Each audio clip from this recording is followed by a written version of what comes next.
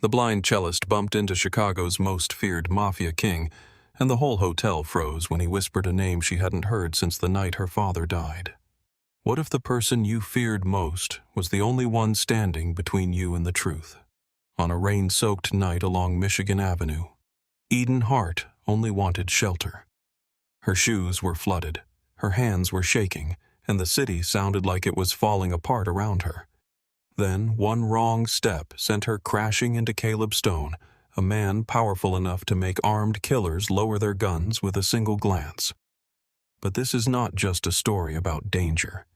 It is about hidden pain, buried secrets, obsession, survival, and the kind of love that walks straight through darkness. Stay until the end, because Eden is not who anyone thinks she is. Like the video and comment where you're watching from. The name Caleb Stone whispered did not belong in that lobby. Wren. It slipped through the polished silence of the Halcyon Hotel like a match dropped into gasoline. Eden Hart stood frozen in front of him, rainwater dripping from the ends of her hair, her fingers locked around the white cane he had placed back in her hand. The word had been small, almost tender, but it had opened a door inside her chest she had spent 10 years trying to keep sealed. No one had called her Wren since her father. Not since the night of twisted metal, broken glass, and sirens screaming somewhere far away. Her throat tightened. How do you know that name? Caleb Stone did not answer at first.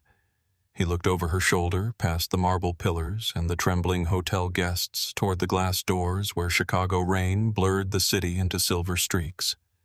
His face had gone still again, but something behind his eyes had shifted. The hard, merciless man who had walked down the staircase moments earlier was still there. Yet beneath him stood someone else, someone who looked at Eden as if she were not a stranger, but a wound that had learned to breathe. Marcus Reed stepped closer, his voice low. "Boss, we need to move." Caleb's gaze did not leave Eden. "She comes with us." Eden took a step back. Her heel slid slightly on the wet marble, and Caleb's hand came up fast, not grabbing her this time, only hovering near her arm in case she fell. She hated that he knew when to touch and when not to. She hated that some part of her body noticed. "I'm not going anywhere with you," she said. Around them, the lobby remained painfully quiet. Eden could feel the silence pressing against her skin. Rich people held their breath differently from frightened people on the street. Their fear smelled like expensive perfume whiskey and wool coats damp with rain. Caleb leaned closer, his voice calm enough to terrify her. 3 men broke into your apartment on West Dickens 20 minutes ago."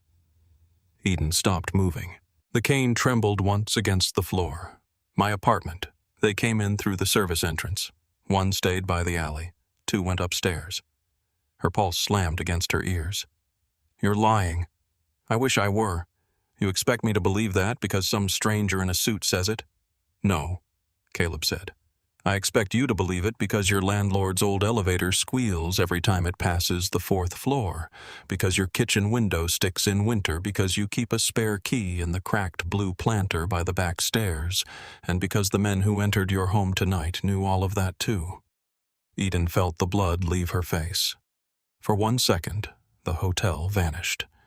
She was back in her small Lincoln Park apartment, hearing the radiator knock through the walls, smelling coffee grounds in the sink, feeling the worn wooden chair by the window where she practiced cello in the mornings. Her whole life was there. Her sheet music, her father's old watch, the blue mug with the chipped handle, the framed photograph she could not see anymore but kept because she remembered every line of his face. "You've been watching me," she whispered. Caleb's jaw tightened. "Yes." The admission struck harder than a denial. Eden swung her cane up between them, the rubber grip slick beneath her palm. "Stay away from me." Marcus moved, but Caleb raised one hand without looking at him. "Don't." Eden could hear the underboss obey. That frightened her almost as much as Caleb did. Men like Marcus did not obey because they respected kindness. They obeyed because they had seen what happened when they did not. Caleb's voice softened, though nothing about him became gentle. Eden, if you walk out of this hotel alone, Victor Crane's men take you before you make it half a block. The name meant nothing and everything at once. She had heard it whispered in news reports behind police tape, in late-night conversations at concert halls where rich donors pretended not to know which family paid for which building. Crane was an old Chicago name stitched into the city's shadows. "I'm a cellist," she said. "I play weddings, memorials, charity dinners, whatever pays enough to keep the lights on. I don't know any Victor Crane. He knows you." A cold wave moved through her. Why, Caleb looked toward the entrance again. "Because of your father." The cane lowered an inch. "My father was an accountant." He was. He worked for a shipping company. He didn't. Eden's mouth went dry. The rain outside hit the glass like 1,000 tiny knuckles. Somewhere near the bar, a woman began to cry softly and tried to hide it behind her hand. Eden forced herself to breathe. "Say one more thing about my father and I'll scream." Caleb's eyes darkened. "You can scream. Half the people in this room already want to. It won't change the men coming for you." His words were cruel, but his voice was not. That made it worse. She could hear the urgency beneath the control. He was not trying to frighten her for pleasure. He was trying to make her move. Marcus came closer again. "Sir, police scanner says shots fired 2 blocks from her building. Crane crew is still active." Eden's knees weakened. Caleb reached down and lifted the strap of her cello case from where it had slipped against her shoulder. She flinched. His hand stopped immediately. "I won't take it from you," he said, "but it is pulling you off balance." Eden hated that he was right. The cello case had become heavier with rain. The strap cut into her shoulder. Still, she gripped it like it was the last piece of herself left. "I carry my own instrument. Then carry it in my car." "No." Caleb bent near her ear, close enough that she could smell rain on his wool coat cedar from his skin and something metallic underneath. Blood, maybe, fresh enough to make her stomach twist. "Your front door is splintered open. Your apartment has been turned over. Your cello stand is broken. They cut through your mattress and dumped your drawers onto the floor. They are looking for something they think Samuel Hart left behind." Her father's name in Caleb's mouth sounded too intimate. Eden swallowed hard. "How do you know that?" "Because one of my men is watching the building." The confession burned. All this time. Her anger rose because anger was easier than fear. "You had men outside my home." "Yes." "You followed me." "Yes." "To my job. To my doctor. To concerts." Caleb did not blink. "Yes." Eden lifted her hand and slapped him. The sound cracked through the lobby like another gunshot. No one moved. Marcus inhaled sharply. One guard shifted his weight, but Caleb held up his hand again. The place went still. Eden's palm stung. She expected rage from him, retaliation, some flash of the monster his men feared. Instead, Caleb looked down at her with a strange quietness. "You should have done that years ago," he said. The answer stole the next breath from her. She stepped back, shaking. "I don't know you." "No, you don't." "Then why did you say that name?" Caleb looked at her scar again, the little crescent beneath her jaw. Eden felt the memory of his eyes there like heat, though she could not see him. "Because your father called you Wren when you were small. He said you sang before you talked." Eden could not stop the pain that moved across her face. Her father had said that, once, maybe many times. She remembered his laugh when he told her she sounded like a bird trapped in a coffee can. She had been 6 and furious about it. How would you know that Caleb's voice lowered? "Because Samuel Hart saved my family before he saved yours." For a moment, no one spoke. Then a sound tore through the lobby from outside. Tires screamed against wet pavement. A vehicle skidded too close to the curb. Marcus turned at once, one hand inside his jacket. Caleb moved before Eden could ask what happened. His hand closed around her elbow, firm but not painful. "We're done arguing." "No, we're not." "Yes," he said, "we are." She dug her heels in as he guided her toward the revolving doors. "Let go of me. You can hate me in the car. I can hate you right here." His mouth came close to her ear again. "If Crane's men breach this hotel, everyone between this lobby and the street becomes blood on the floor. I can stop that. You cannot." Eden heard something then. Outside the hotel, beneath the roar of rain and traffic, there was another rhythm. Engines idling, doors opening, heavy boots hitting pavement. Not normal hotel traffic. Not guests. Caleb felt the change in her body. "You hear them." She said nothing. "Good. Then you know I'm not lying." The revolving doors turned. Cold rain rushed over her face. The city hit her all at once.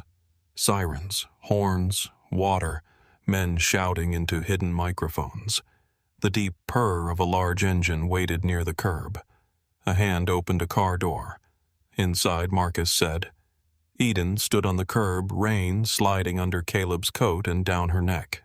"I won't be taken." Caleb's grip loosened. "No, you'll choose." She laughed once, bitter and breathless. "That's what you call this? I call this giving you the only two choices left. Come with me and live long enough to get answers, or stay here and let Victor Crane's men drag you into a van before the police finish blocking the wrong street."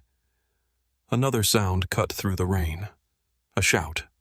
Then the dry pop of suppressed gunfire from somewhere down the block. Eden flinched so hard she nearly dropped her cane. Caleb stepped in front of her.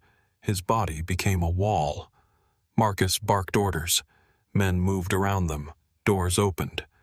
Guns came out again, but this time no one aimed at Eden. Caleb's voice was rough. "Get in the car." She heard fear under his command.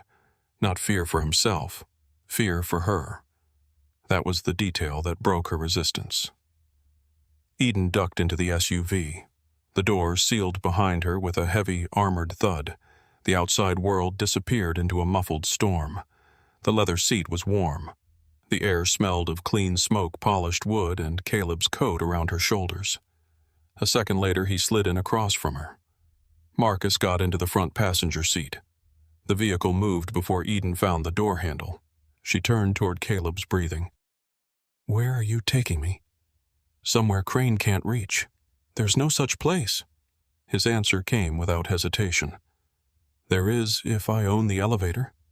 The cameras, the guards, the street below, and the judge who signs the warrant after the bodies are already cold." Eden's stomach twisted. "You say things like that like they're normal." Caleb looked out the rain-streaked window. "In my world they are. I don't live in your world." "No," he said. "Your father made sure of that." The SUV turned sharply. Eden's shoulder bumped the door. She clutched the cello case in her lap and tried to steady her breathing. Her father's name kept moving through the car like a ghost. Samuel Hart, a gentle man, patient hands, cheap coffee, soft humming while he paid bills at the kitchen table. He had taught her to count steps when they crossed busy streets, to recognize people by the sound of their keys, to keep her shoulders loose while she played. He had smelled like printer ink, wintergreen mints, and rain on old wool. He had not smelled like crime. He had not belonged to men like Caleb Stone. Eden turned her face toward the Mafia King. "Tell me the truth." Caleb said nothing. All of it. The silence stretched. Then Caleb opened a small cabinet beside him, took out a square glass bottle, and poured amber liquor into a crystal tumbler. Eden heard the soft splash, the clink of the stopper, the faint tremor in his breath when he set the bottle down. He placed the glass near her hand. "Drink." "No. It'll help with the shock." I said no. He pulled the glass back. Fine. That surprised her too. She had expected force. Men in his position seemed built from it. The car moved through downtown. Eden could track the city by sound even through the armored shell. The river bridge under the tires, the echo between tall buildings, the wider rush of Lakeshore Drive somewhere ahead. Caleb finally spoke. Your father's real job was not with a shipping company. That was paper. A cover. Samuel Hart built financial systems for organizations that could not use banks the way normal people do. Mafia organizations. Yes, yours. My father's first. Mine later. Eden pressed her lips together. My father hated violence. I know. Then why would he work for men who live by it? Caleb exhaled slowly. Because Samuel had a gift people noticed too early. Numbers made sense to him in ways they didn't to other men. When he was young, he helped the wrong person hide the wrong money. After that, men like my father knew his name. Eden's fingers tightened around the cane. Was he forced? At first, yes. And later, Caleb's silence answered before his words did. Later, he believed he could control the damage from inside. He thought if he handled the money, fewer reckless men would fight over it in the streets. That sounds like something he would tell himself. Yes. And you believed it, I was a boy. I believed whatever made my father seem less like a devil. The honesty landed strangely between them. Eden did not want to see Caleb as anything but a monster. It would have been easier. Safer. Clean lines mattered when your world had already gone dark. But his voice carried old grief, the kind that did not ask to be pitied. She turned away. What happened 10 years ago? The answer came slowly. Victor Crane found out Samuel had built a private master file, not just accounts. Names, judges, bankers, police commanders, politicians, men from both families, men who thought they were untouchable. A ledger, that is what everyone called it. And Crane wanted it. Crane wanted control. With that file, he could gut my family. Take our roots, seize our accounts, and blackmail half the city into kneeling. My father had it. Your father created it. Rain struck the roof harder. Eden felt the SUV slow, then turn again. He would have gone to the police. Caleb gave a humorless laugh. The police were in the file. Eden hated him for saying it because some part of her believed him. My father died in a car accident. No. The word was quiet and final. Eden's heart began to pound. No, she repeated, but weaker. Caleb leaned forward. She could feel him closer now, the weight of him across the small space. It was February. Icy road near Naperville. Your father was driving you home from a youth orchestra rehearsal. A black pickup followed you for 11 miles. Her skin went cold. I don't remember that. You were 12. I remember snow. Yes. I remember my father singing badly. Caleb's voice softened. He did that when he was scared. Eden's breath caught. She remembered the song. Some old country tune he never knew the words to, so he filled the empty places with nonsense. She had laughed at him. Then headlights filled the rearview mirror, her father's hand pressed against her chest. Stay down, Wren. Her body began to shake. Caleb continued, but each word seemed to cost him. The truck hit the driver's side first. Samuel turned into it at the last second, so your side wouldn't take the full force. Eden closed her eyes even though darkness was all she had. Glass. Cold air. Her own scream trapped somewhere in her throat, her father's fingers slipping from hers. They told me it was a drunk driver, she whispered. It was a Crane hitman named Elias Voss. The name meant nothing, but it burned anyway. Is he alive? No. The answer came too fast. Eden turned toward him. Did you kill him? Caleb did not pretend. Yes. She should have recoiled. Maybe part of her did. Another part, the bruised child still trapped in that car, sat very still inside her and listened. Why now, she asked. Why come near me now after 10 years? Because Crane thought you died quietly into ordinary life. Blind, grieving, harmless. He stopped looking too closely. And tonight, he learned you were alive in a way that mattered. What does that mean? Caleb's voice hardened. It means someone told him Samuel may have left the ledger with you. Eden laughed, but there was no sound of humor in it. I was 12. I woke up in a hospital and could not see my own hands. I had stitches in my face and glass in my eyes. What exactly was I supposed to be carrying? I don't know. You expect me to believe all of Chicago's criminals are chasing a blind woman over something she doesn't have? Yes. Then they're fools. No, Caleb said. They're afraid. The SUV slipped into a smoother road, quieter private. Eden sensed walls around them, a covered entrance, security gates. But the car did not stop yet. She leaned back and tried to swallow the sickness climbing her throat. My father was a good man. Caleb's answer was immediate. Yes. He lied to me. Yes. He worked for murderers. Yes. He saved my life. Yes. Each yes was a stone dropped into deep water. Eden pressed her knuckles to her mouth. The grief came wrong. Not like crying, like something inside her rearranging itself around a new shape of pain. For 10 years, she had mourned a father taken by chance. Now chance had a face, a name, a family, a motive. Her past was no longer tragedy. It was evidence. The car slowed. Caleb spoke again, quieter now. There's more. Eden almost laughed. Of course there is. Your scholarship at the conservatory. She went still.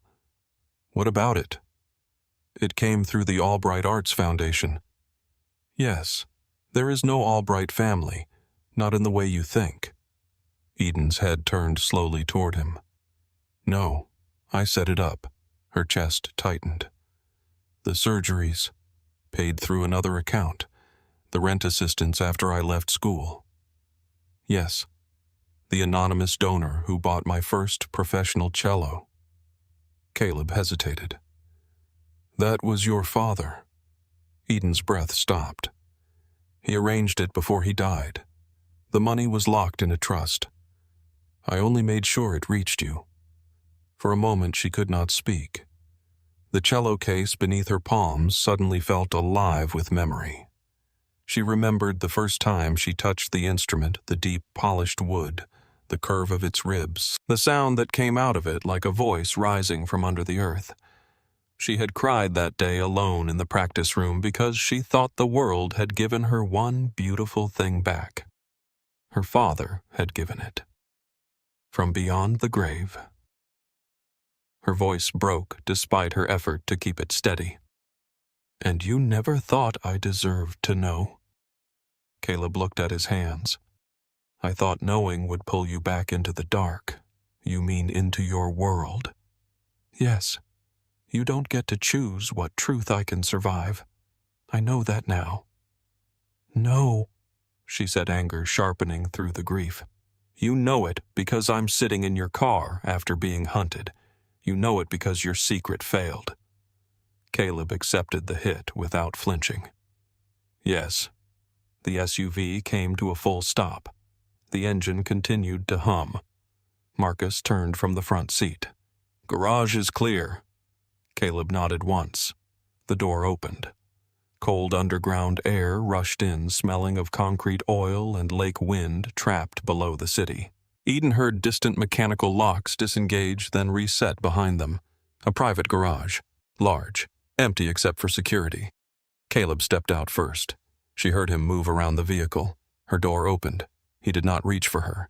That restraint made her angrier than force would have. He was learning too quickly how not to make himself easier to hate. Eden slid one foot to the ground. The concrete was dry beneath her shoe. Her hand found the edge of the door. Her cello case shifted against her lap. Caleb's voice came from close by. "I can carry that." "No. Eden. No." She pulled the strap over her shoulder and stood. The weight nearly dragged her sideways, but she steadied herself before he could touch her. Her cane tapped once, then again. The sound returned to her from several directions. Smooth concrete, high ceiling, vehicles parked far apart, men stationed near pillars. At least 8, maybe 10. Caleb noticed her listening. "You count them?" She froze. His voice was low. "You tilted your head every time one of them moved." Eden forced her face empty. "I'm blind, not unconscious." Something almost like respect moved through his silence. They crossed the garage. Caleb stayed beside her, not ahead, not behind. She could feel him controlling the pace to match hers. Marcus walked several steps away, speaking quietly into a radio. The elevator doors opened with a soft chime. Eden stopped at the sound. Caleb said, "Private lift. No buttons inside. It scans my hand and Marcus's. No one reaches the residence level without clearance. Sounds less like a home and more like a prison." He did not answer quickly enough. Eden gave a small, bitter smile. "At least you know it." They stepped inside. The elevator smelled of brushed steel and faint cologne. The doors closed.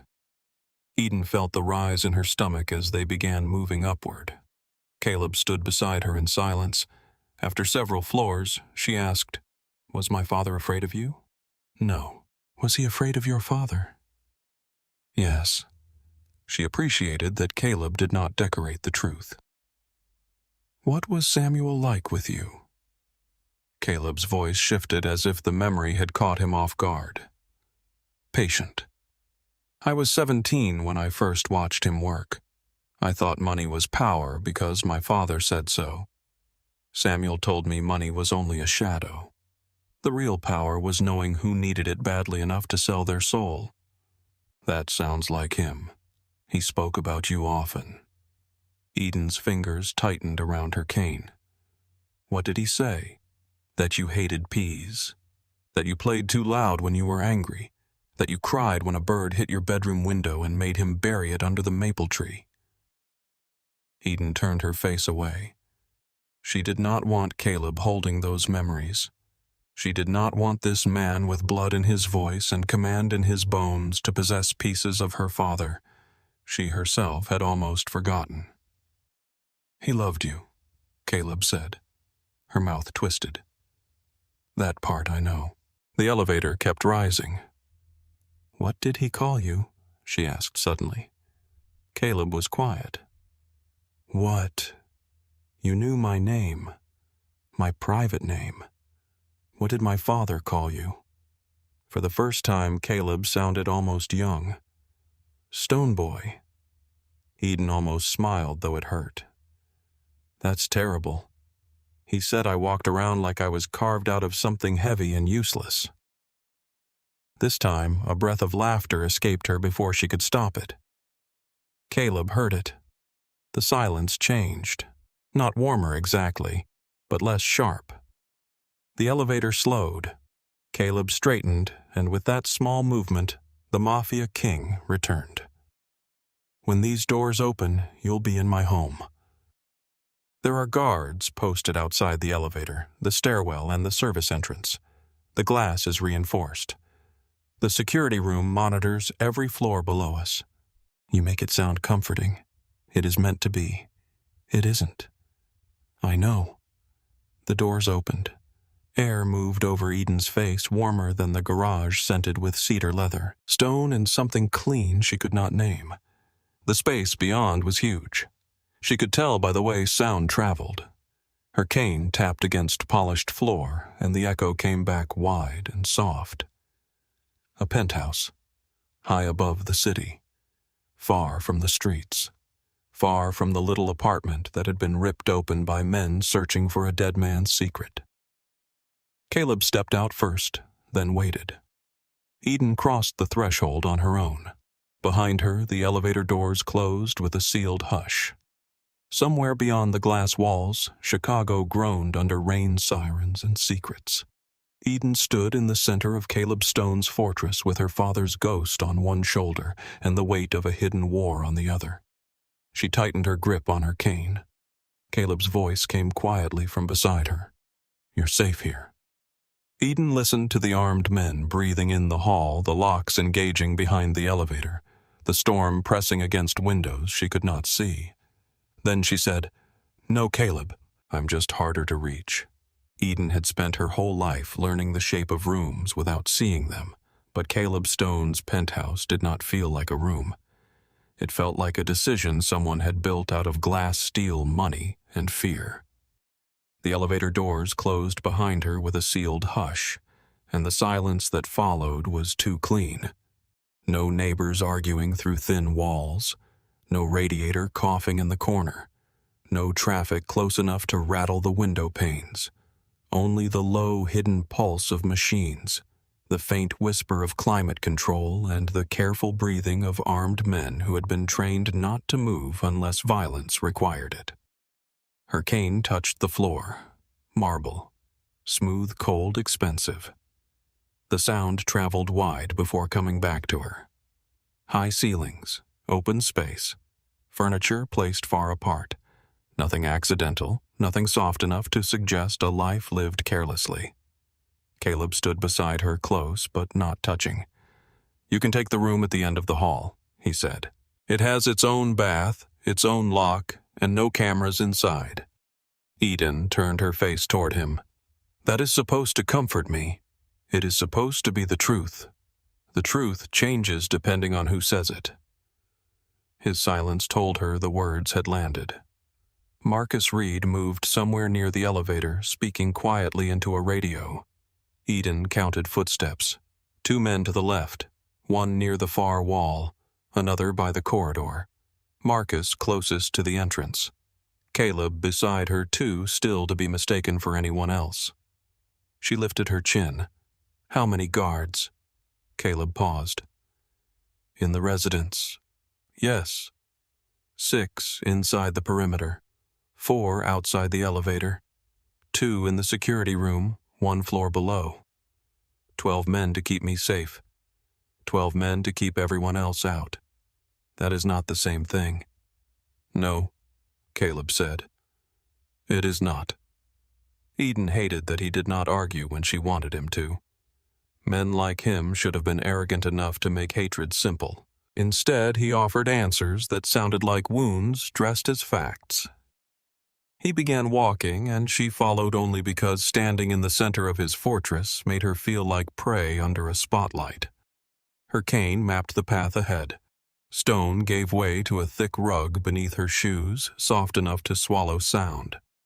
She did not like that. Rugs hid steps, rugs hid distance, rugs made rooms lie. "The rug is Persian," Caleb said. "Low pile, no loose edges." "I did not ask. You were testing it." Eden stopped. Caleb stopped too. "I am blind," she said. "That does not make every breath I take a request for explanation." Another pause. "You're right." Again, the anger had nowhere clean to land. He led her into the room at the end of the hall. The air changed first. Warmer, lavender soap, fresh cotton, cedar from a wardrobe. Somewhere inside, a window stretched large enough for wind to hum faintly against the glass. "The bed is 6 steps from the door," Caleb said. "Bathroom to your right, closet to your left. There is water on the table beside the bed. Your phone is gone because Crane's people may be tracking it, but I'll get you a clean one." Eden took 1 step inside.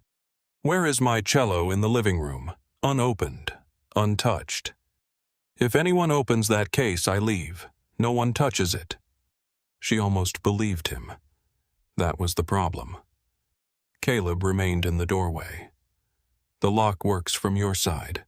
No one enters unless you say so. Including you. Including me."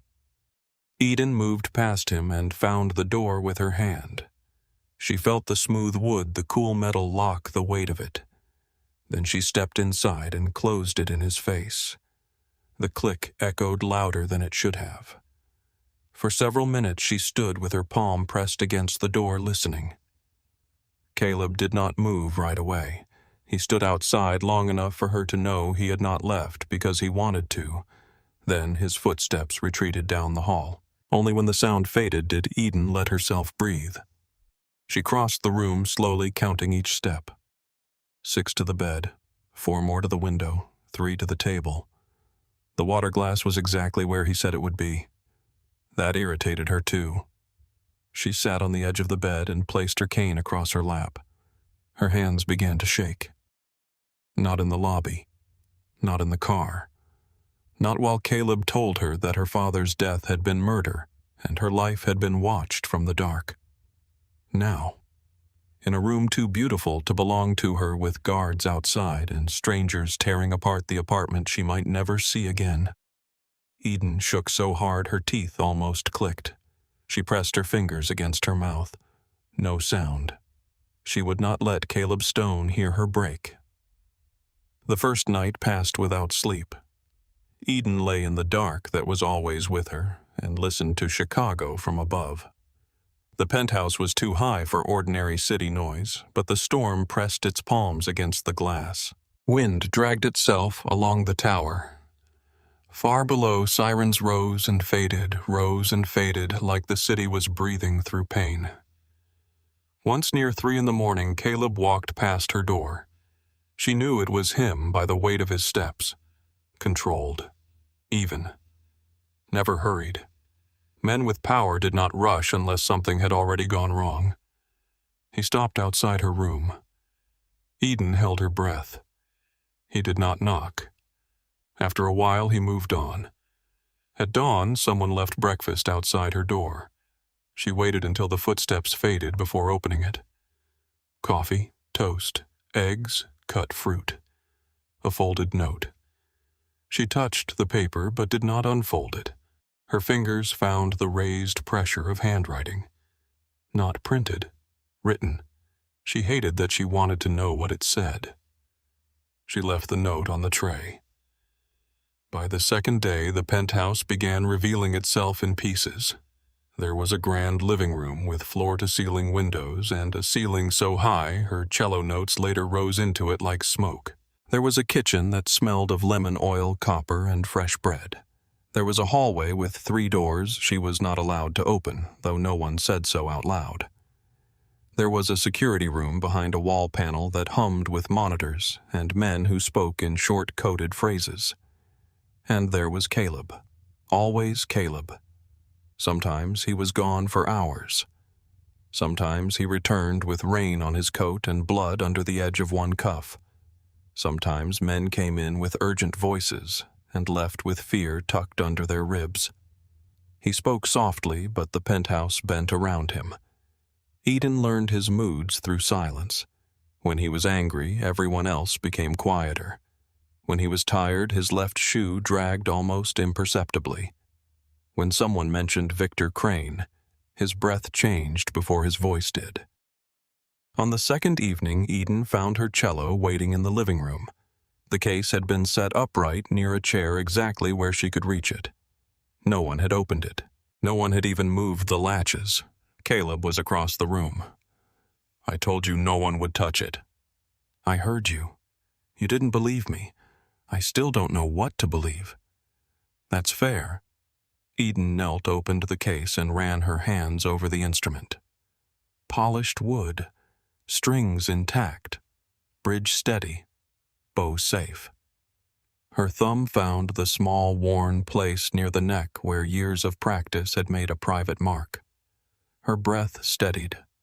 For the first time since the hotel, she felt something like ground beneath her. She sat with the cello between her knees and drew the bow across the strings. The first note filled the room low and aching. Conversation stopped. Somewhere near the kitchen, a guard shifted his weight. Marcus went still near the elevator. Caleb did not move at all. Eden played Bach first because grief needed structure. Then she moved into something her father had written, though she had never performed it for an audience. The melody began simply, almost like a lullaby. Then it folded into itself, changing shape by half steps, repeating patterns that sounded accidental unless you knew how to listen. The Wren Concerto. Her father had called it a game when she was young. Listen for what comes back, Wren. He would tap a rhythm on the table.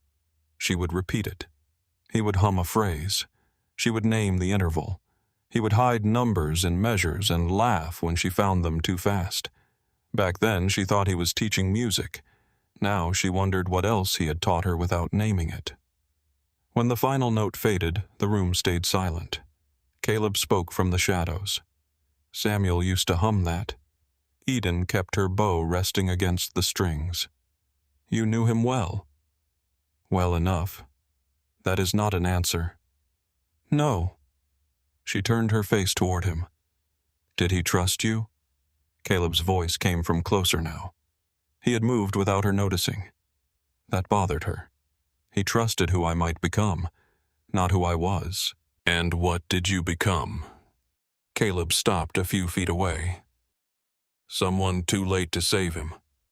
The words settled between them, heavy and unpolished. Eden wanted to strike him with something cruel. She wanted to ask if guilt kept him warm at night.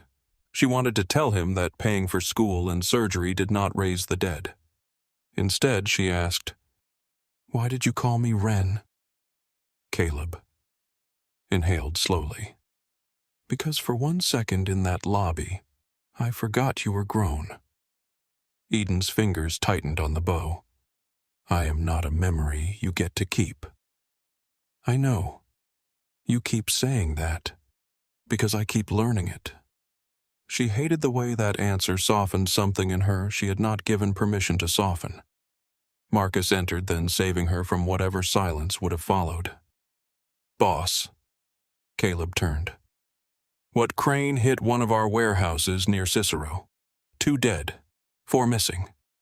He left a message. Eden heard paper being handed over. Caleb did not read it aloud. The air changed, Marcus said. He knows she's here. Eden looked down at her cello. Caleb's voice became a blade. Double the building security. Already done.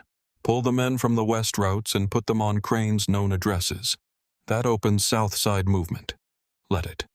Marcus hesitated. Caleb. The use of his first name told Eden the choice was dangerous. Caleb's response came low. He came for her. He does not get to sleep comfortably in my city. Marcus left. Eden remained seated, the cello warm against her chest. How many people die because I am here? Caleb faced her again. Crane chose this. That is not what I asked. He did not answer. There it was. The truth beneath every rich surface in the penthouse. Men like Caleb could protect one person and burn 10 others to do it. He could wrap his coat around her shoulders and order blood in the same breath. Eden set the bow down. My father hated men like you.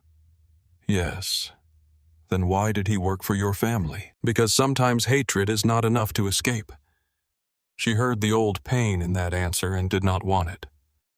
Do not make me pity you. I wouldn't know what to do with it if you did.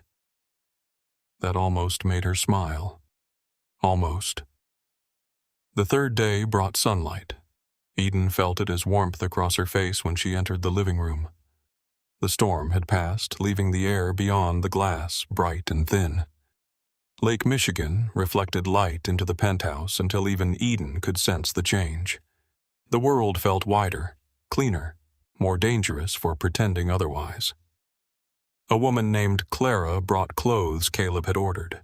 Silk lounge pants, soft sweaters, a coat that fit too well.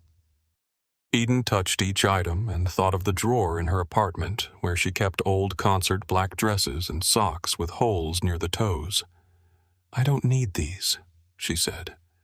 Clara's voice was kind but careful.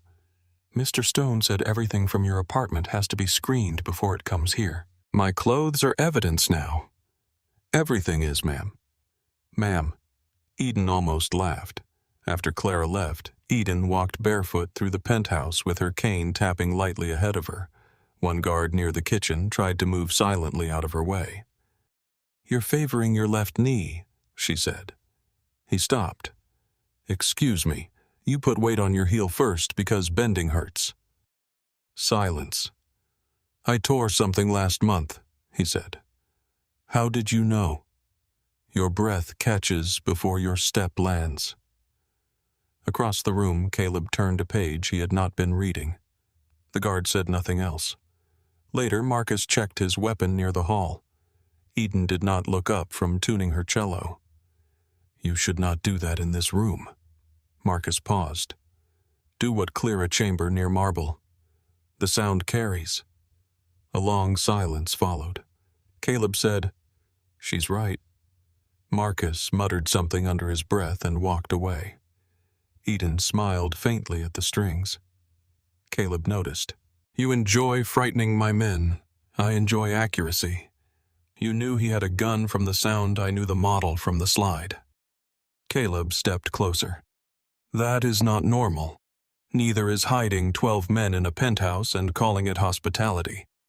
He let out a quiet breath that might have been amusement.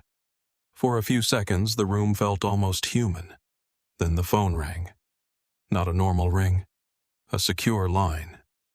Everyone reacted before it finished its first tone. Marcus answered from the far side of the room. "Read." Eden heard the voice on the other end only as a faint rush.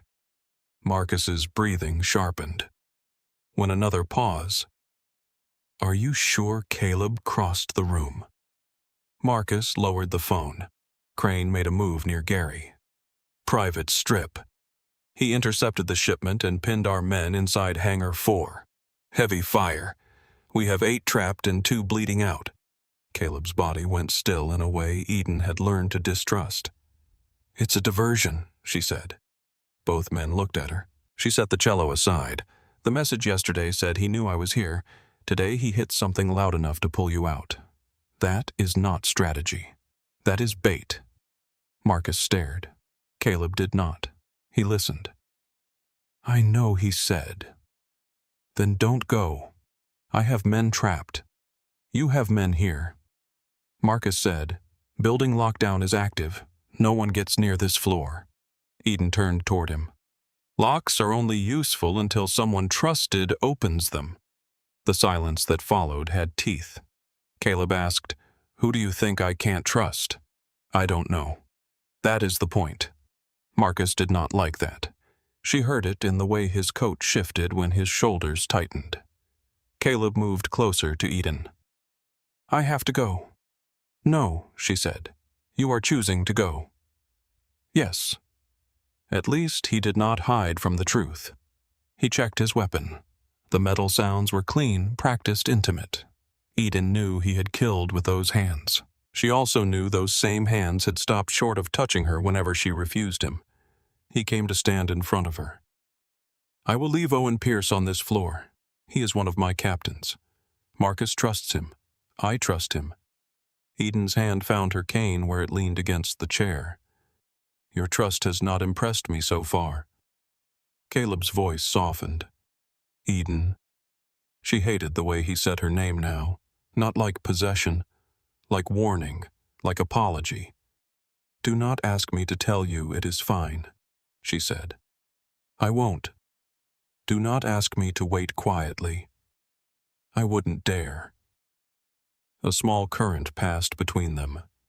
Dangerous. Unwanted. Alive. Caleb lifted his hand, then stopped before touching her face. She could feel the choice in the air. After a moment, Eden stepped half an inch closer. Permission, but not surrender. His knuckles brushed her cheek light as breath. "I will come back," he said. "You do not get to promise that." "No," Caleb said. "But I can intend it," Marcus called from the elevator. "Boss?" Caleb's hand fell away. The penthouse shifted into motion. Men moved. Radios crackled. The elevator opened. Orders were given in low voices. Eden stood still, hearing each layer of protection peel away from the room. Before Caleb stepped into the elevator, he turned back. Owen, a man answered near the hall. Yes, boss. Nothing happens to her. On my life. Eden did not like his voice. It was smooth in the wrong places. The elevator doors closed. Caleb's presence vanished behind steel and distance. For the first time since she had entered the penthouse, the silence did not feel clean. It felt staged. Eden sat beside her cello and rested both hands on the strings to mute them. She mapped the room by sound. The refrigerator in the kitchen. The wind against the glass. One guard outside the elevator. Another beyond the service hall. And Owen Pierce inside the living room, standing too still near the entrance. He smelled of peppermint gum, cigarette smoke, and nervous sweat. Not fear. Anticipation.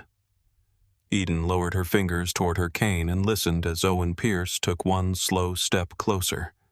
The sound was almost nothing. A soft press of leather against the rug, careful enough that a sighted person might have missed it, because their eyes would have done the trusting for them. Eden did not trust with her eyes. She trusted weight, breath, distance rhythm. And Owen Pierce had just changed all four. He was no longer standing like a guard. He was standing like a man waiting for permission from his own worst thought. You play beautifully, Owen said. His voice came from near the entrance, smooth and light, but the respect he used around Caleb was gone. Without Caleb in the room, Owen's words had lost their polish. They dragged something cruel behind them. Eden kept one palm resting on the cello strings. Thank you. You always this calm when the boss runs off to a gunfight, no. Could have fooled me. I have had practice sounding fine when I'm not. Owen chuckled. It was a dry little sound, flat and empty. Yeah. I bet you have. Outside the penthouse windows, wind pressed against the glass with a long, low moan. The storm had returned in pieces, not as violent as the night at the Halcyon, but enough to make the building creak like a ship above the city. Somewhere far below, Chicago traffic moved in wet threads through the dark. Eden let her right hand slide over the smooth wooden neck of the cello. Her left hand drifted closer to the cane beside the chair. Not too fast. Fast movement made dangerous men feel invited. Caleb said you were here to protect me, she said. Owen breathed out through his nose. Caleb says a lot of things. There it was. Not proof, not yet, but a door opening. Eden turned her face slightly toward him. You don't sound like you believe him. I believe Caleb believes himself. That's worse. His footsteps moved again. 2 steps, then one more. He was crossing from the entrance toward the living room, not in a straight line. He was angling around the sofa, putting himself between Eden and the elevator. She counted the space. 20 feet. 18. 16. Her fingers touched the grip of her cane. Owen stopped. You know I used to admire him, he said. Caleb Stone, the prince who became king before 30. Cold hands, clean suits, no wasted words. Men bled when he pointed. Men begged when he smiled. That kind of power makes people stupid enough to call it loyalty. Eden said nothing. He wanted to talk. Men like Owen always did. Betrayal had to hear itself spoken aloud or it felt too much like fear. Then you came along, Owen continued. A blind cellist with wet hair and a sad little scar, and suddenly the king starts making decisions with his chest instead of his head. His voice moved closer again. 13 feet. 12. Eden lowered her head, letting her hair fall partly across her face. What do you want? The same thing everybody wants. Money freedom. That is what cowards call money when they want it to sound clean. The silence snapped tight. Then Owen laughed. Well, damn. There's more bite in you than I thought. He stepped onto the marble beyond the rug. The sound sharpened under his shoes. Good. Marble told the truth. I'm not here to hurt you if you cooperate, he said. That sentence has never comforted a woman in the history of men. You should be careful. I'm blind, Owen. Not polite. A soft click answered her. Metal, small, controlled. He had drawn a pistol. Eden felt her pulse begin to climb, but she did not let it reach her breathing. Her father had taught her that breath was the first confession. When frightened, breathe shallow if you want mercy. When hunting, breathe like a sleeping thing. Owen's voice lowered. Victor Crane wants what your father left you. My father left me a cello and medical debt. He left more than that. Then maybe ask him. Cute. There was another sound. Metal threading against metal. Eden's body went cold. A suppressor. Owen was screwing a suppressor onto the barrel of the pistol. He was not worried about Caleb's guards hearing a shot. Either he had already dealt with them or the men outside this room were part of his arrangement. Eden listened harder. The guard near the elevator was no longer breathing in the hall. The one by the service corridor was gone too. No radio noise, no low-coded voices. The penthouse had not become quiet. It had been emptied. Owen finished attaching the suppressor. Caleb really did build a beautiful cage for you, he said. Shame he forgot cages open from the inside. Eden let her shoulders curl forward. What did Victor Crane offer you? 3 million. Territory near the river. Clean papers if things go bad. That's all. That's all. Owen repeated, amused. Sweetheart, people have betrayed better men for less. Caleb trusts you. Caleb trusts the version of me that stood behind him while he won. People like Caleb never ask what loyalty costs after the winning is over. Eden heard him shift the gun from one hand to the other. 9 feet. He was close enough now that she could smell peppermint gum over tobacco, and under that sweat, not the sweat of panic, the sweat of a man trying to convince his body he had already won. Where are Marcus's men? Eden asked. Busy. You killed them. Not all of them. Her grip tightened around the cane. Owen noticed the motion. Don't get brave with that stick. Eden let her lips tremble. It's just my cane. Everything is just something until somebody pays enough for it. He came closer. 7 feet. You know why Caleb ran off tonight, because Victor knew exactly which nerve to touch. Men trapped in a hangar, blood on concrete, a shipment too valuable to lose. Caleb thinks responsibility is a crown. Victor knew he would go, and you stayed. I opened the door. The words were almost proud. Eden swallowed and made herself sound smaller. You let Crane's men into the building? Not yet. Not yet. That mattered. I have to make sure you tell me where the ledger is first, Owen said. Then Victor comes up. Then you take a little ride. I don't know anything about a ledger. Owen sighed. See, that's the part where you disappoint me. His steps crossed the last stretch between them. The pistol was near her now. She could feel its presence in the air, not mystical, not imagined. Weapons changed the way men breathed. They made cowards feel taller and fools feel chosen. Owen touched the side of her cello. Eden's whole body went still. Careful, she said. He tapped the varnished wood once with the barrel of the pistol. The sound cracked through her bones. There it is, he murmured. Found the nerve. Do not touch it. Or what Eden said, nothing. Owen leaned closer. His breath smelled sharply of mint. Victor said Samuel Hart was too smart to trust paper, too careful to trust banks. He must have left the file with you somehow. A code, a phrase, a hiding place. Maybe something only his blind little daughter would remember. Eden let one hand rise toward her throat. I was 12. You were Samuel's daughter. He grabbed her hair suddenly and yanked her head back. Pain flashed white through her skull. Her back struck the chair. The cello groaned against her knees. Eden gasped, and this time she did not have to fake it. Listen to me, Owen hissed. I am done being patient. You are going to tell me where the ledger is, or I start with the thing you love. The pistol tapped the cello again, then again. Eden's fingers curled against the cane. Her father's voice moved through memory. Make them think the weapon is the thing in their hand.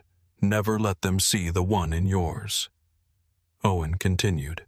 Maybe I crack the neck first. Maybe I take the strings off one by one. Maybe after that I move to your fingers. Hard to play without those, right? Eden breathed in. Shallow, broken, afraid. Let him hear what he wants. Please, she whispered. His grip loosened slightly. Good. That's better. I'll tell you. I know. My father didn't give me papers. No.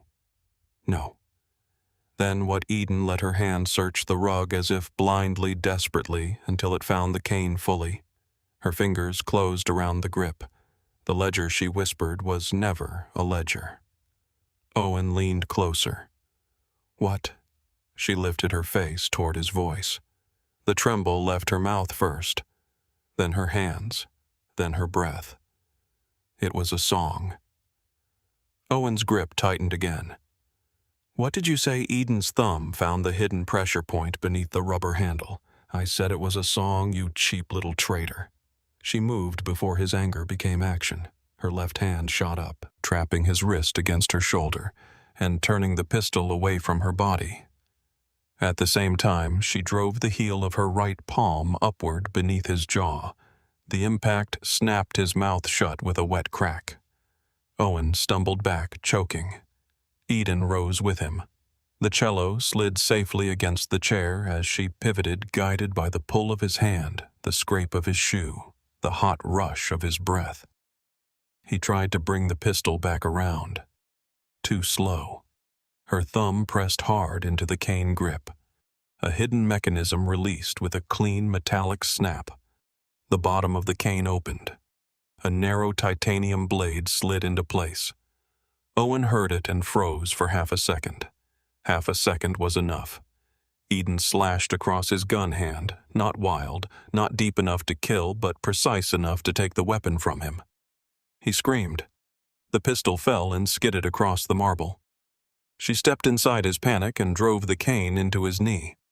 Bone met carbon fiber. His leg buckled. He crashed into the edge of the coffee table and went down hard, knocking the air from his lungs.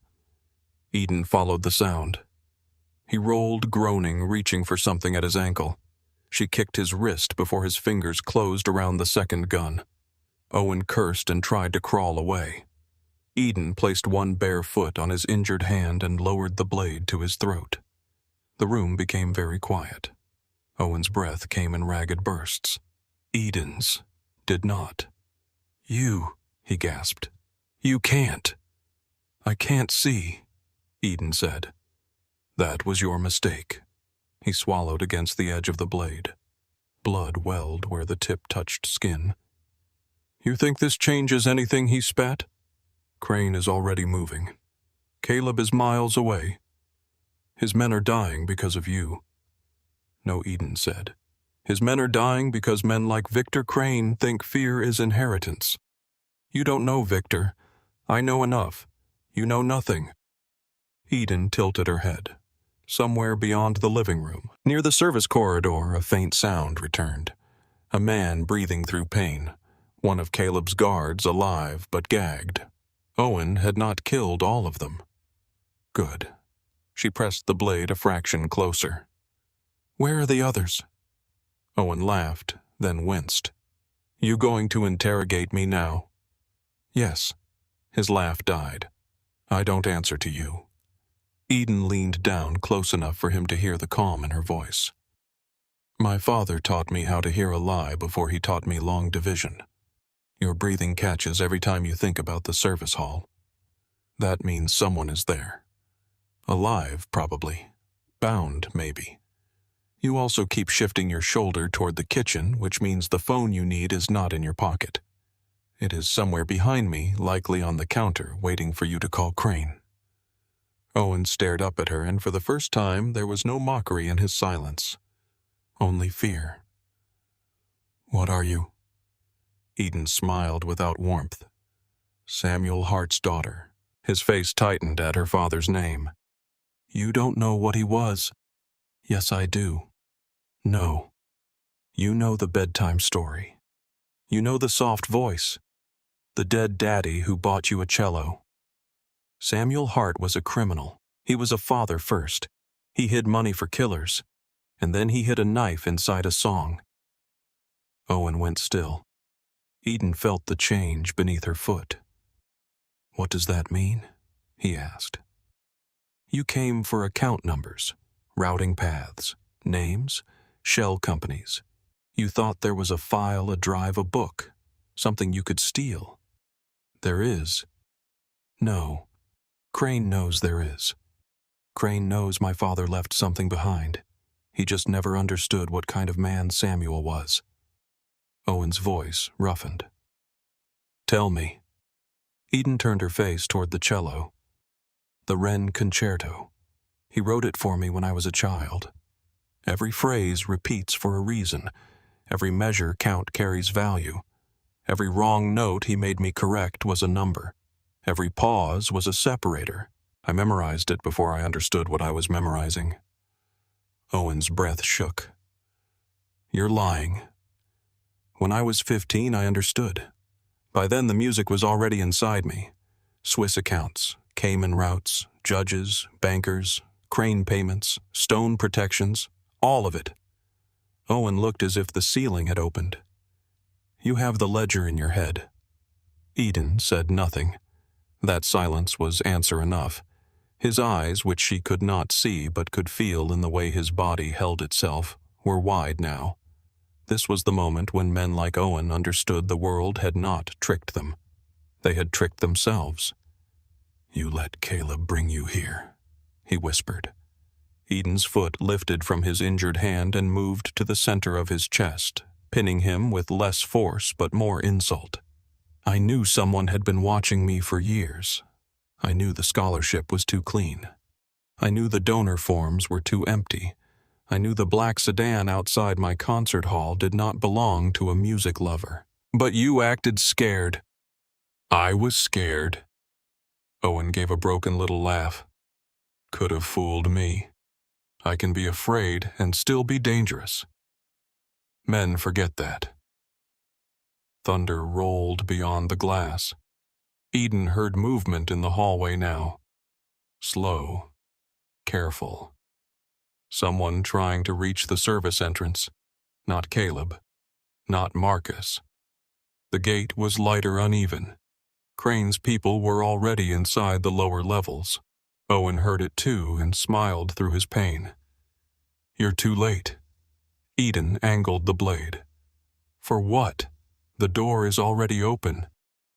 The service hall lock clicked. Eden stepped away from Owen and moved behind the chair, putting the cello and the wall to her left open space to her right. She listened.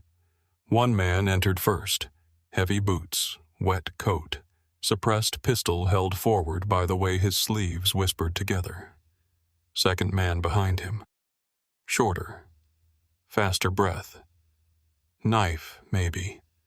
Or nervous fingers on a trigger. Third, near the hall, staying back. Eden lifted her cane.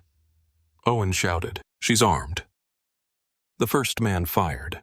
The shot was muffled, a hard cough against the room. Eden had already moved. She heard the aim in his breath, the direction in his stance.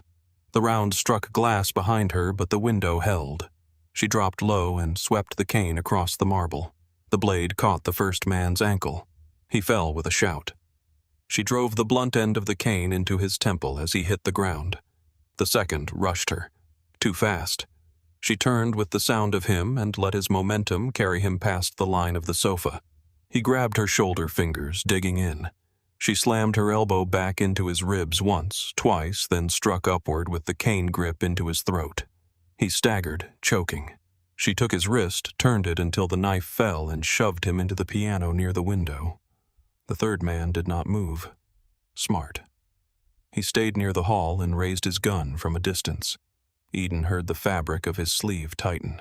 Then another gunshot cracked through the room, loud and unsuppressed. The third man dropped. Caleb Stone stood at the elevator with his pistol-raised, shirt-torn coat gone blood across his collar. Marcus stood behind him with two men, both armed, both breathing hard. For 1 second, no one moved.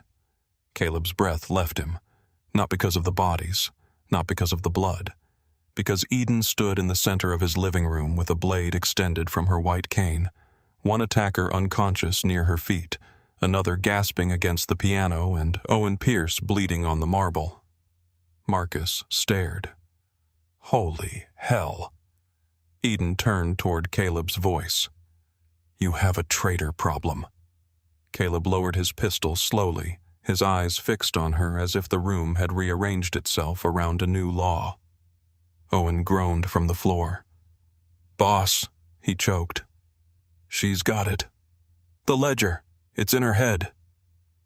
Marcus's weapon snapped toward him. Caleb did not look away from Eden. "Is that true?" Eden pressed the hidden control on her cane. The blade slid back into the shaft with a clean metallic whisper. "It depends," she said. Caleb's voice was rough. "On what? On whether you are asking as the man who watched me for 10 years or the king who wants what my father died protecting." The words struck harder than any bullet fired in that room. Marcus looked between them, unsure whether to speak. Caleb took 1 step toward Eden. She lifted the cane slightly. He stopped. That mattered. Blood dripped from his sleeve to the marble. His breathing was controlled but not calm. Eden could hear the storm inside him fighting for a face. Owen Caleb said without turning. Marcus moved at once and kicked Owen's fallen pistol farther away. Caleb continued, voice low and deadly. "Take him downstairs. Keep him breathing until he gives us every name Victor Crane bought." Owen made a broken sound. Marcus hauled him up by the back of his collar. And after Marcus asked, Caleb's eyes stayed on Eden. After he talks, he belongs to the room. Owen began begging then, not loudly at first, small words. "Please. Boss. I was loyal. They paid me. I had no choice." Eden listened without expression. There was always a choice. Men only called it fate when the price became visible. Marcus dragged Owen toward the elevator. Caleb's men collected the other attackers, checked the wounded guard in the service hall, and sealed the penthouse again. Voices moved around Eden, urgent but distant, as if she stood inside a circle no one wanted to cross. At last, the elevator closed. The room emptied. Only Caleb remained. Eden felt him there several feet away, larger in silence than most men were in motion. "You came back fast," she said. "The airstrip was empty by the time we reached the first checkpoint. I knew you were right, but you went anyway." "Yes." The answer was bare. Eden nodded once. Caleb stepped closer slowly this time. "I thought I was protecting a woman who had been left defenseless." Eden's mouth curved. "You liked that version better." "No." "Yes, you did." He stopped close enough that she could smell gunpowder rain and blood. "You're wrong," he said. "Am I?" "Yes." His voice lowered. "That version haunted me. This one terrifies me." Eden felt the words move through her, unwanted and warm. Caleb lifted his hand but did not touch her. "You should have told me." She gave a quiet laugh. "And you should have told me my whole life was guarded by criminals with loaded guns. We both kept our secrets." His hand fell. The truth stood between them, breathing. Eden turned away and found her cello by the chair. Her fingers moved over the wood, checking for damage. The instrument was safe. One string slightly out of tune. Nothing more. Caleb watched without speaking. When Eden straightened, her voice was calm again. "Victor Crane will not stop. No. He will burn your city down to get what is in my head." "Yes. And you will burn his first." Caleb's silence was answer enough. Eden faced him. Then stop treating me like something fragile in a locked room, Caleb said. What do you want? She gripped her cane, feeling the hidden blade sleeping inside it. I want the man who killed my father. Outside, thunder moved across Chicago like a warning no one had time to hear. Eden stood in the ruined center of Caleb Stone's living room, one hand on her cane, the other resting against the cello that had survived what men had not. The penthouse smelled of blood rain, burned powder, and shattered trust. Somewhere below them, Owen Pierce was being dragged into a room designed for men who thought betrayal was a business decision until pain taught them otherwise. Caleb had not moved. He stood several feet from Eden, watching her with the silence of a man who had just discovered the map of his life was drawn backward. His shirt was torn at the shoulder. Blood darkened the fabric near his ribs. A thin cut marked one cheekbone, but he did not seem to feel any of it. Eden did. She heard the small hitch in his breathing every time he shifted his weight, heard the way his left hand flexed once, then stilled. He was wounded furious and trying not to look at her like she had become something sacred and dangerous in the same breath. That look made her want to step closer. It also made her want to put the blade back at his throat. You're bleeding, she said. So are you. Eden touched her lip and found a small split where Owen had struck her during the struggle. Her fingers came away warm. It's not mine that matters. Caleb's mouth tightened. It matters to me. That has always been the problem. The words struck the space between them. Caleb looked away for half a second toward the windows where the city glimmered beneath the storm.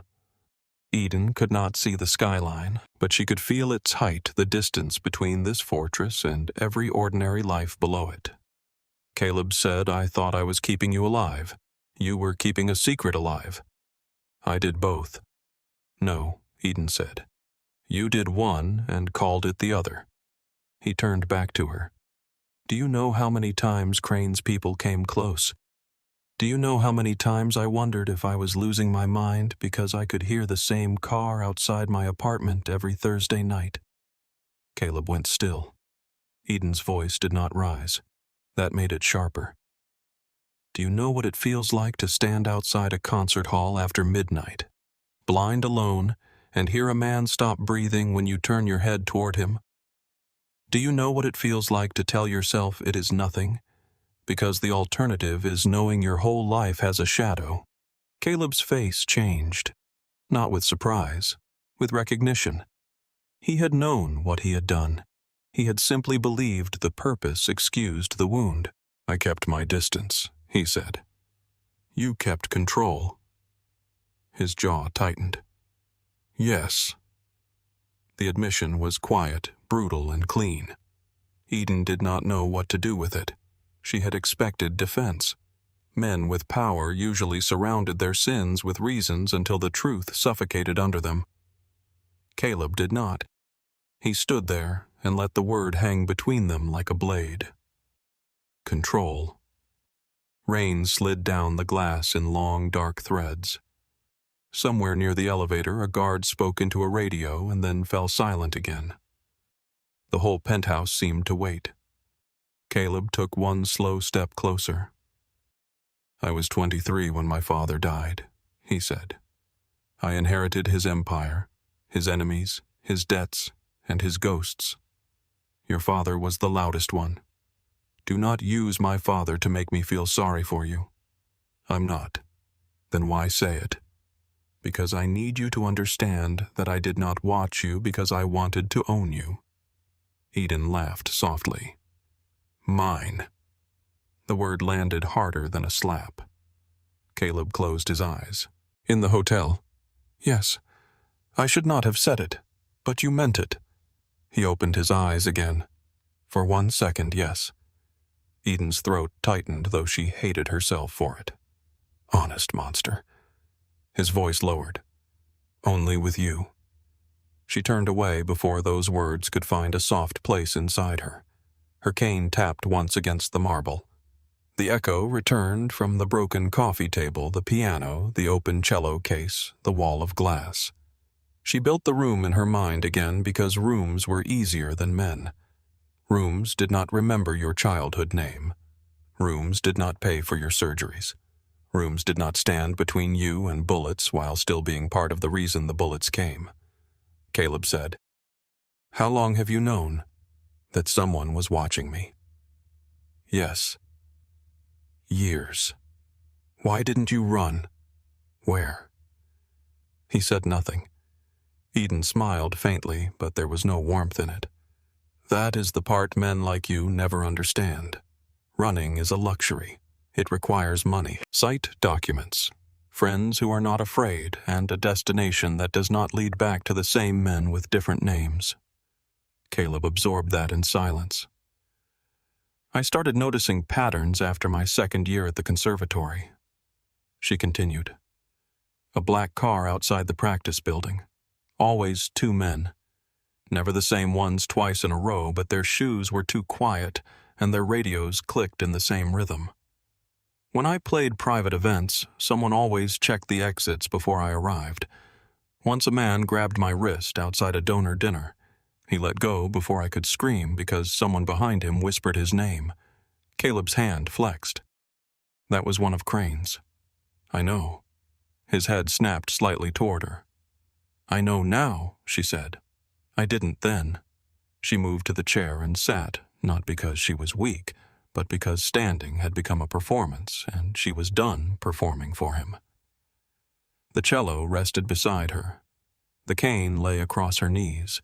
"My father trained me to hear what people try to hide. When I was little, I thought it was a game. He would ask how many people were in a diner without letting me turn around. He would ask which man near the door was lying to his wife. He would ask what was wrong with the cashier's breathing, or why a car had circled the block twice." Caleb's voice was quiet. "He prepared you." "Yes. For Crane. For all of you." That hit him. Good. Eden leaned back, listening to the rain. He knew he could not protect me forever. Maybe he knew he would die. Maybe he only feared it. But he was not naive. He knew the same men who smiled at dinner tables would come for me if they thought he left something behind. And did he tell you what he left? Not in words. Caleb moved closer, but slowly, as if the space around her had changed ownership. "The concerto." Eden nodded. The Wren concerto began as a lullaby. Then it became memory training. Then it became a lock. "How does it work? You are asking as the king now. I am asking as the man who needs to keep Crane from reaching you." Same mouth, different costume. He accepted that too. Eden ran her thumb along the cane grip, feeling the hidden seam beneath the rubber. The first movement contains account families.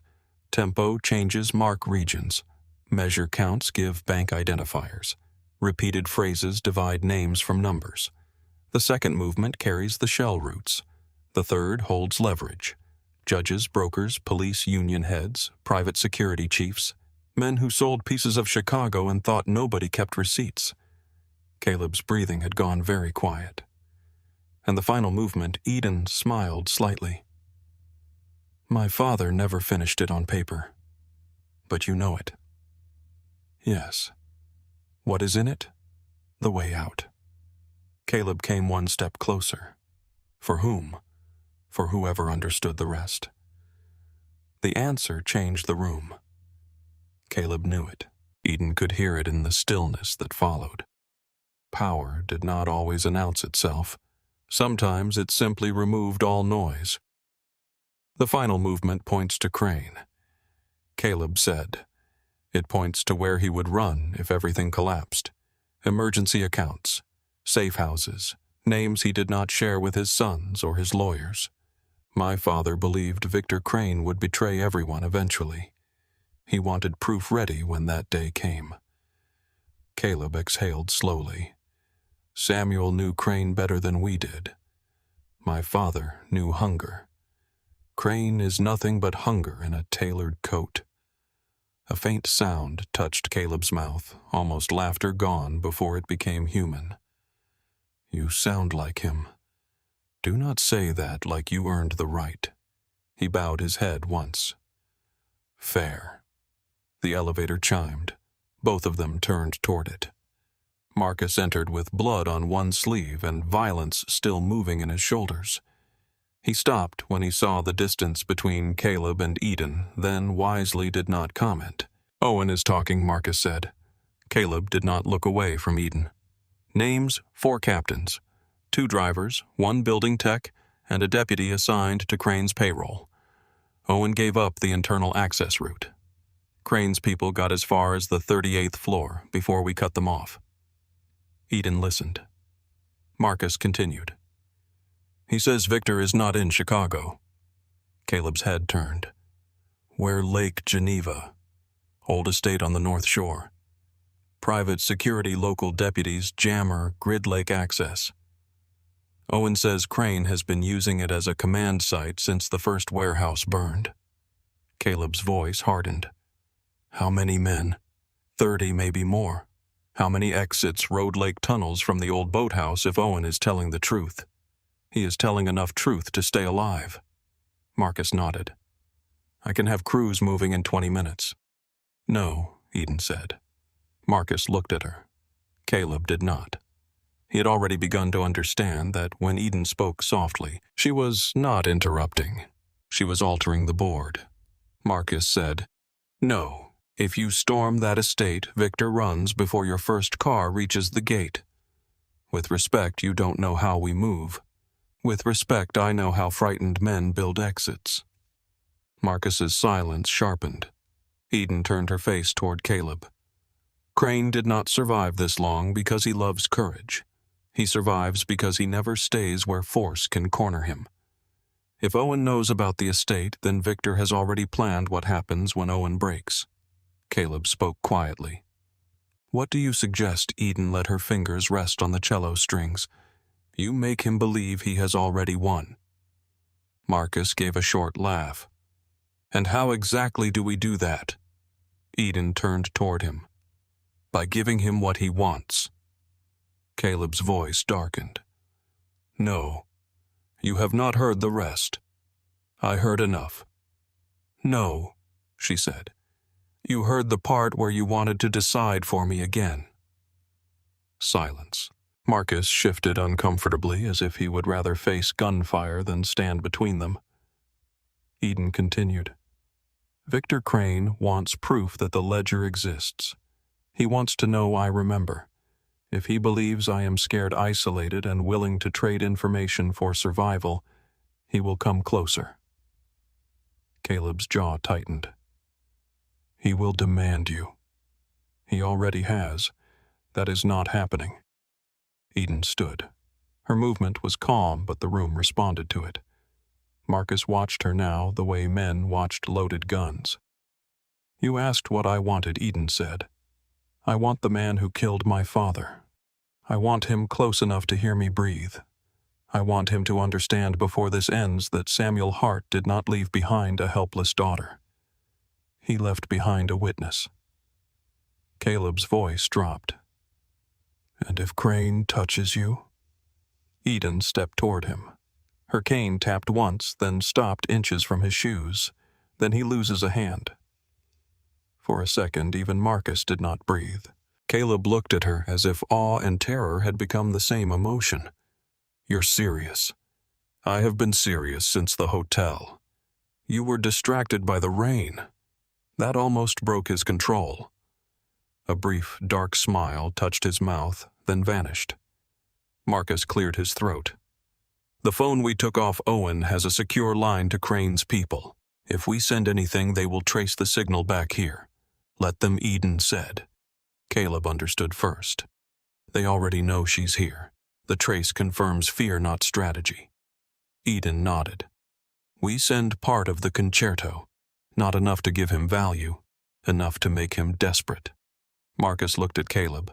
Boss Caleb kept his eyes on Eden. She decides what goes out. The words were simple, but Eden felt their weight. He had given control back. Not all of it. Men like Caleb did not know how to empty their hands all at once. But he had opened his fist. Eden sat at the cello. Her hands found their positions without searching. The room seemed to gather around the instrument. Even Marcus stepped back. What part, Caleb asked. The opening of the final movement. That is dangerous. Yes. You said the final movement points to Crane. It does. And you want him to hear it. I want him to know my father remembered where he would hide. Caleb moved near the piano and picked up Owen's phone from an evidence bag Marcus had brought in. He placed it on the table near the cello, not close enough to crowd her. Eden appreciated that, and hated that she appreciated it. Marcus started a recording device. Eden closed her eyes out of habit, though darkness needed no invitation. Then she played. The melody did not begin like the earlier movements. There was no lullaby in it, no grief softened by memory. This music was colder, sparse. Each note stood alone long enough to cast a shadow. The rhythm carried a pulse like footsteps across frozen ground. It was beautiful in the way a locked door could be beautiful if you knew something precious was hidden behind it. Caleb listened without moving. Eden knew because the room told her. His breath had fallen into the measure. His heartbeat, faint but present in the silence between notes, had slowed. When the phrase ended, she lifted the bow. No one spoke. Marcus sent the file. A minute passed, then another. The phone rang. The sound was small and ugly in the vast room. Marcus reached for it. Eden said no. Put it on speaker. Caleb's voice was hard. Eden, speaker. Marcus looked at Caleb. Caleb gave one nod. The call connected. At first there was only static, then soft classical music playing somewhere in the background. Not Eden's recording. Something older. Piano, maybe. Then a man inhaled slowly on the other end of the line. His voice arrived smooth-aged and poisonous. Hello, little wren. Eden did not move. Caleb did. One step closer, then he stopped himself. Victor Crane chuckled. I wondered if Samuel's ghost would teach you to sing. Eden's fingers rested lightly on the bow. You remember my father. Brilliant man. Poor sense of self-preservation. You killed him. I corrected a problem. Caleb's hand closed into a fist. Eden's voice remained calm. You missed one. A pause. Then Victor laughed, but less comfortably. So it is true. You have it. I have enough. My dear, you have no idea what you have. I know exactly what I have. That is why you sent men to drag me out of my home like an animal. Victor's tone cooled. Careful. Eden leaned slightly toward the phone. You should have been careful 10 years ago. Silence. In that silence, she heard it. Not from the phone. From Caleb. A small shift in his breathing, as if every word from Victor had become a physical thing he wanted to tear apart. Victor said Caleb Stone is there, isn't he? No one answered. Of course he is. Still playing guardian angel. Still mistaking guilt for devotion. Eden felt the words aim for Caleb. She did not let them land. If you want the concerto, you speak to me. Victor's voice grew softer. There she is. Samuel did raise you with teeth. He raised me to recognize men who hide fear behind manners. The quiet on the line sharpened. Then Victor said, I will trade for it. No. Caleb looked at Eden. Victor said no. I will play the rest in person. Caleb's body went rigid. Marcus mouthed a curse without sound. Victor took a slow breath. You expect me to believe Caleb would allow that? Eden smiled faintly. Caleb does not allow me. The sentence changed something. Not in Victor, in the room. Caleb heard it. Eden knew he did. Victor Crane laughed again, but now it had hunger in it. Lake Geneva. Sunrise. No, Eden said. Before dawn. I do not like waiting. Bold girl. Blind girl, Eden corrected. You should remember the difference. Victor's voice lowered. Come with Caleb and the cello. No police, no federal friends, no tricks. Eden replied, You first. The call ended. The phone screen went dark. For several seconds, no one spoke. Then Caleb crossed the room with the controlled violence of a storm trapped in a suit. No. Eden stood to meet him. You do not get to say no. He will kill you. He has been trying since I was 12. That is not an argument. It is the only one that matters. Caleb came close enough that she could feel heat rising from his skin. Rainwater and blood still clung to him. His breath was rough now, no longer hidden. I cannot lose you to him. The words were not strategic. They were not command. They were the first naked thing he had said all night. Eden's anger softened before she could stop it, but it did not disappear. You never had me, Caleb. His silence hurt more than a reply. She stepped closer, lifting one hand until her fingers found the cut on his cheek. He went still beneath her touch. You can stand beside me, she said. You can fight with me. You can even bleed for me if you cannot help yourself. But you do not put me back in a cage and call it love. Caleb's voice came out low. What do you call it? Eden's thumb brushed the blood from his cheek. Fear. His forehead lowered until it nearly touched hers. For a moment, the penthouse, the guards, the war, the dead, all of it fell away. There was only the storm against the glass and two people who had been shaped by violence trying to decide whether trust was another kind of weapon. Caleb whispered, And if I am afraid, Eden's voice was steady. Then, be afraid, beside me. He closed his eyes. When he opened them, something in him had changed. Not gentler, never that, but clearer. He turned to Marcus. Prepare 2 convoys, one visible, one quiet. I want eyes on every road to Lake Geneva, every marina, every deputy crane pays every tower within 2 miles. No one moves on Eden unless I give the order. Eden lifted her chin. Unless I give the order. Marcus looked at Caleb. Caleb looked at Eden. Then he said, Unless she gives the order. Marcus nodded slowly. Yes, boss. Eden knew he meant Caleb. She also knew he was beginning to understand that the word had changed shape. Caleb reached for her cello case and stopped before touching it. May I? Eden listened to the question, to the restraint inside it, to the man trying to unlearn ownership one breath at a time. Yes. He lifted the case carefully, reverently, as if it carried bone and memory instead of wood and strings. Eden picked up her cane.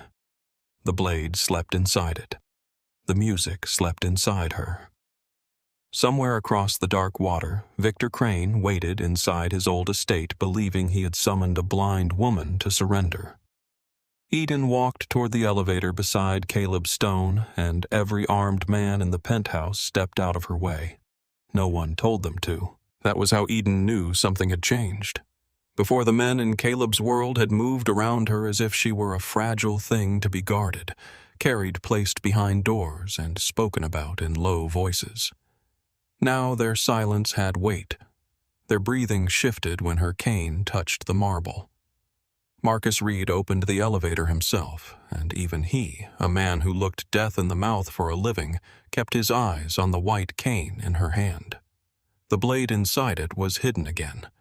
The men remembered anyway.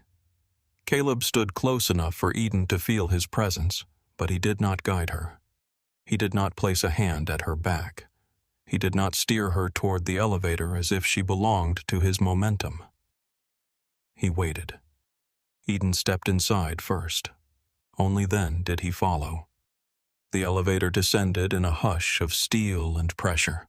The city fell around them floor by floor. Marcus spoke quietly into his phone, issuing orders in a voice that carried no panic, only speed. Routes, vehicles, decoys, lake roads, shore access.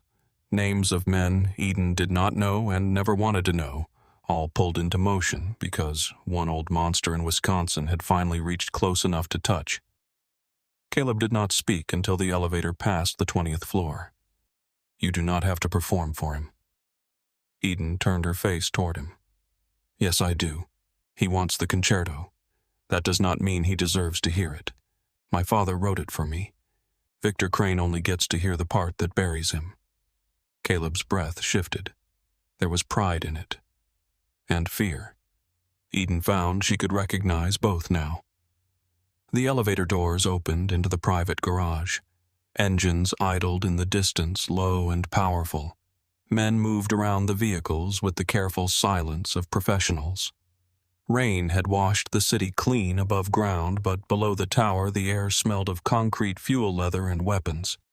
Caleb carried her cello case to the first SUV and placed it inside with both hands. Eden heard the care in the movement. Not performance. Care.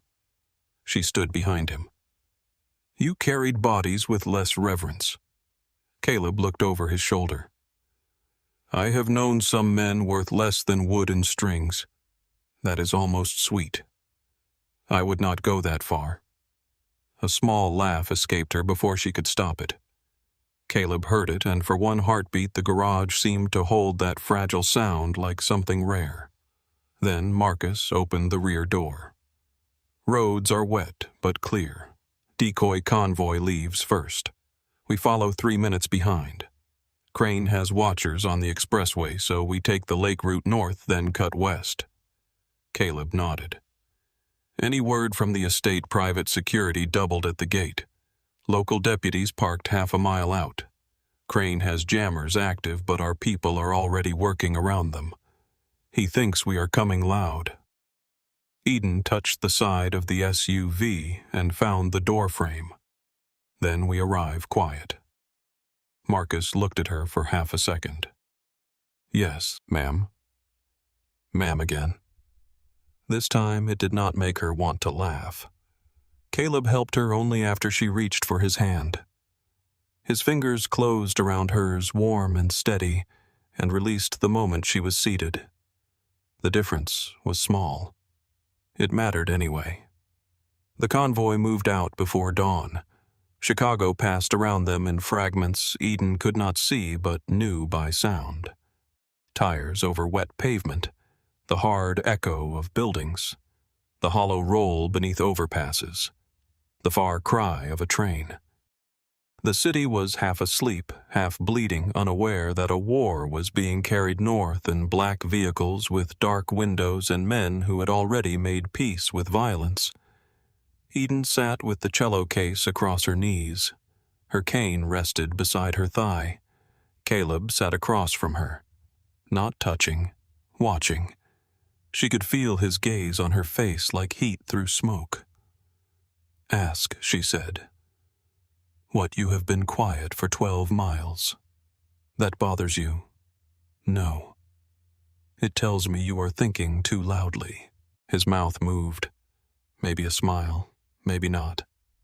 After a moment he said, Did Samuel know what the concerto would cost you? Eden's fingers traced the edge of the case. No. You sound sure. My father loved me. That means he told himself the same lie every parent tells when they prepare a child for pain. That preparation is protection. It is not. It is only a different wound. Caleb went silent. Outside, the tires changed rhythm as the SUV left the city roads and moved toward the long, dark stretch north. The lake was somewhere to their right. Eden could feel its open cold through the vehicle, a vast absence pressing against the world. Caleb said, Do you hate him for it? Eden thought of Samuel Hart's hands covering hers on the cello, teaching her to repeat a phrase until it lived in her bones. She thought of him humming in the kitchen, making pancakes too dark on one side. She thought of his voice in the car before the crash. "Stay down, Wren." "No," she said, "but I am angry enough to miss him honestly now." Caleb lowered his head. "That sounds like grief." "It is." The SUV drove on. The sky began to pale by degrees. Not light yet, only the loosening of darkness. Eden felt it in the way the air cooled against the windows. Dawn was gathering behind the clouds, slow and indifferent. Marcus's voice came through the speaker from the front vehicle. 2 miles out." Caleb reached beneath his coat and checked his pistol. The sound was soft, almost intimate. Eden touched the latches of the cello case. Caleb said, "When we enter, Crane speaks to you." "Not me. I know. He will try to make you feel 12 again. He has no idea who I was at 12. He took your sight. He did not take my hearing." Caleb leaned forward. "Eden." She lifted her face toward him. His voice lost the king for a moment. "Stay close enough that I can reach you." The request could have sounded like control. It did not. Not this time. It sounded like a man standing at the edge of his own terror and asking not to be left outside the door. Eden answered quietly, "Stay close enough that I do not have to." The convoy slowed. Gravel crackled under the tires. Trees closed around the road, changing the echo. Rainwater dripped from branches. Somewhere far off, water moved against a shore. Lake Geneva. The estate sat near it. Old money hidden behind iron gates and winter bare trees. The first voice outside belonged to a guard. "Stop there." The SUV halted. Doors opened ahead. Marcus got out first. Calm voices. Hands where men could see them. The careful theater of a meeting where everyone had already imagined the killing. Caleb exited, then reached back for the cello case. Eden stepped out on her own. Cold air touched her face. Wet earth, lake water, pine, motor oil. Cigarette smoke from 2 men near the gate. One nervous, one bored. Both armed. Eden's cane tapped gravel. The bored one laughed under his breath. Caleb's voice cut through the fog. "Do that again." The laugh died. Eden said, "Leave him." Caleb did. The gate opened with a mechanical groan. They walked the long drive toward the house. Gravel gave way to stone. The estate rose ahead of them, large and old, its windows facing the lake like blind eyes. Eden heard men stationed along the perimeter, too many to count quickly, some on balconies, some near the side path, 2 above them likely on a roofline. Victor Crane had built his refuge like a man who expected betrayal from every direction. Good. That meant he understood fear. Inside, the house smelled of polished oak cigar smoke, old paper, and flowers left too long in water. Classical music played softly through hidden speakers. Piano. Controlled. Elegant. Empty. A man waited in the main room. Eden knew it was Victor Crane before he spoke. Some voices occupied space like ownership. His did. Smooth-aged, lightly amused with rot underneath. Eden Hart. Her hand tightened once on the cane. "Victor Crane, you have your father's mouth. You remember his mouth. I remember his silence more." Samuel was stubborn at the end. Caleb moved beside her. One breath. One warning. Eden answered before he could. "You mean when he refused to give you what you wanted?" Victor chuckled. "My dear people always give me what I want. Some simply take longer to understand the cost of delay." The room was large. Stone fireplace, windows facing water. 3 men near the far wall, 2 behind them by the entrance. One to the left of Victor, older, carrying himself like private security rather than family. Another near a side table too still. gun hand ready. Marcus remained behind Eden and Caleb with 2 stone men. More waited outside, quiet, hidden. Eden could feel the tension surrounding the estate like wire pulled tight. Victor said, "Caleb Stone. You look tired." Caleb's voice was cold. "You look alive. I plan to correct that." Still dramatic. "Your father had the same weakness." "My father is dead. So is mine. Yet here we both are wearing dead men's suits and pretending we chose the fabric." Eden did not like that Victor could sound almost wise. Evil was easier when it shouted. Victor Crane spoke like a man who had spent a lifetime making poison sound like tea. He stepped closer. His shoes touched the floor with a faint scrape in the left heel. "Expensive shoes, old injury, careful balance." "You were a pretty child," he said to Eden. "Bright, serious, always holding that little instrument case like it was a shield." Caleb's breath went sharp. Eden said, "You saw me before the crash." "Of course." The truth moved through her slowly. Victor had not been a name in the dark. He had been near enough to watch, near enough to choose. Her voice stayed calm. "And you still ordered it." Victor sighed. "Your father forced my hand." "No. He refused your leash." Samuel had no vision. He held the keys to 2 kingdoms and wanted to bury them in a daughter's nursery song. Eden smiled faintly. "You figured that part out late." Victor's silence changed. There it was, the first bruise. He gestured toward the center of the room. "Play." Caleb said no. Eden touched his sleeve lightly. "Just once." He stopped. Victor noticed. His amusement returned. "Oh, that is interesting." Eden walked forward. Her cane measured the floor. 12 steps to the chair they had placed for her. Too centered, too exposed. She did not sit. "Move the chair 3 feet left." Victor's men did not move.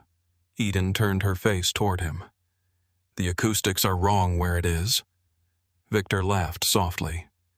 "Move it." The chair scraped. 3 feet left. Eden sat and opened the cello case. Her hands moved over the instrument, checking every familiar place. Caleb stood several paces behind her. Marcus farther back. Victor near the fireplace. The room waited. Eden lifted the bow. Before she played, she said, "My father wrote this after you threatened him." Victor's voice came softly. "He should have written a confession instead." He did. Then she began. The first notes entered the room like cold water under a locked door. No one moved. The final movement of the Wren Concerto did not beg. It did not mourn. It stepped forward, note by note, with the patience of a knife being sharpened in the dark. Eden let the melody breathe. The pauses mattered. The repeated intervals mattered. The measures her father had carved into her memory opened one after another. Across the room, Marcus's team listened through hidden receivers. Eden knew they were decoding in real time, matching her performance to Samuel Hart's old cipher. She did not need to hear their screens to know when the first lock opened. Victor did. His breathing changed after the 7th phrase. Eden kept playing. Caleb stood still behind her, but his silence had become lethal. He understood now. Every note was a door. Every pause was a name. Victor's men began to shift. One phone buzzed. Then another. A guard near the wall whispered, "Sir." Victor snapped quiet. Eden moved into the second passage. The music darkened. Offshore accounts, emergency reserves, property deeds hidden under dead corporations, payments to deputies, judges, port officials, private security chiefs. All the places Victor Crane had hidden himself from the consequences of his own life. The old man's voice cut through the room. Enough. Eden played on. A gun clicked. Caleb's pistol answered so fast the sound seemed born from the same breath. Raise that weapon, Caleb said, and your widow learns about it from the carpet cleaner. No one fired. Eden reached the third sequence. Victor Crane's calm broke. You do not understand what you are touching. Her bow did not hesitate. Stop playing, she continued. Stop. The final notes of the sequence rang out sparse and absolute. In the silence after them, Marcus spoke from behind her. Got it. Victor turned. Marcus's voice was steady. Accounts are draining. His deputy network is exposed. His private security payroll is on every phone in this house. His emergency lake route is blocked. His Chicago captains just received proof he moved their retirement money into a personal exit fund. The room changed with the speed of a match flare. Victor's men were no longer Victor's men. Not all of them. Fear moved through them first. Then calculation. Men who lived by loyalty, bought in cash, learned quickly when the money was gone. Victor's voice sharpened. You believe Caleb Stone will pay you better, Marcus said. No, but he did not rob them while asking them to die. Caleb stepped forward. It is over, Victor. Victor laughed once ugly now. Nothing is over while I breathe. He moved faster than Eden expected for an old man, not toward Caleb, toward her. The gun had been hidden beneath the table near the fireplace. Eden heard the drawer slide before anyone saw his hand go in. She twisted from the chair as Victor fired. The shot cracked through the room. Pain burned across Eden's upper arm, hot and sudden. The cello slipped against her knees but did not fall. Caleb's roar shook the room. Victor grabbed Eden from behind his arm, locking around her throat, gun pressed near her jaw. The smell of him hit her. Cigar smoke, expensive soap, old wool, fear under all of it now. Back, Victor said. All of you. Caleb froze. Every gun in the room pointed at Victor, but none had a clean shot. Eden felt blood running down her arm. Caleb's voice went quiet in a way that made the room colder. Take the gun off her. Victor's breath shook against Eden's ear. You always did inherit your father's weakness. One soft thing in the room and the whole empire kneels. Eden let her cane slip from her hand. It struck the floor with a hollow tap. Victor laughed. There, sensible girl. Eden whispered, You still think the weapon is what I hold. Victor stiffened. She drove the back of her head into his nose. At the same moment, she dropped her weight. His arm slipped upward. The gun fired into the ceiling. Caleb moved. Marcus moved. Eden turned inside Victor's grip, caught his wrist with both hands, and pulled him off balance just enough. Caleb struck him once. Victor hit the floor hard. The gun skidded away. Marcus kicked it out of reach. Caleb was on Victor before the old man could breathe again, one knee pinning his chest pistol against his throat. For a moment, the whole room seemed to lean toward the end. Victor coughed blood and smiled. Do it, stone boy. Caleb's hand tightened. Eden stood beside them, one hand pressed to her bleeding arm, the other reaching down until her fingers found her cane. Caleb. He did not look away from Victor. He killed your father. Yes. He blinded you. Yes. He sent men into your home. Yes. Victor laughed weakly. Listen to her. Mercy from the little bird. Eden stepped closer. No. Caleb looked up then. Eden's voice was calm. Not mercy. Victor's smile faded. Eden lowered herself until she was near enough for him to hear her clearly. You wanted the ledger because you believed money was the spine of power. My father knew better. Power is trust from frightened men, silence from guilty men, and the belief that you can still pay everyone to look away. She tilted her head, listening to his breath hitch. You have none of those now. Caleb understood. His pistol lowered an inch. Victor stared at her. What did you do? Eden's fingers tightened on the cane. I played the rest. Marcus's phone rang. He answered, listened, then looked at Caleb. Crane's Chicago house is empty. His captains are gone. 2 are offering terms. 1 turned himself over to federal protection. The estate accounts are locked. The lake route is blocked. His sons are on a plane that no longer has clearance to land where they think it does. Victor made a sound that was not speech. Eden stood.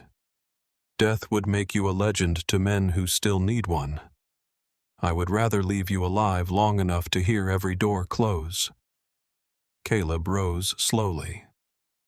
Victor looked at him with hatred sharp enough to cut glass. You let her decide now? Caleb looked at Eden. Yes. The words settled into the room. Victor Crane had no answer for it. Marcus gave the order. Men moved in. Victor was lifted from the floor, stripped of his weapons, his phone, his watch, his cufflinks. Every little symbol men like him confused with control. He cursed. He threatened.